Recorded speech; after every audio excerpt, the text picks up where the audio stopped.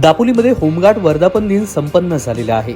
6 डिसेंबर 1947 रोजी होमगार्ड संघटनेची स्थापना झाली आणि याच निमित्तानं दापोलीमध्ये वर्धापन दिन साजरा करण्यात आला। होमगार्ड वर्धापन दिनानिमित्त वृक्ष लागवड करण्यात आली आणि वृक्ष संवर्धन आणि सोबतच भूमी वाचवण्यासंदर्भात संदेश देण्यात आला। सलीम रकांगे, कोकण कट्टा न्यूज, दापोली, रत्नागिरी।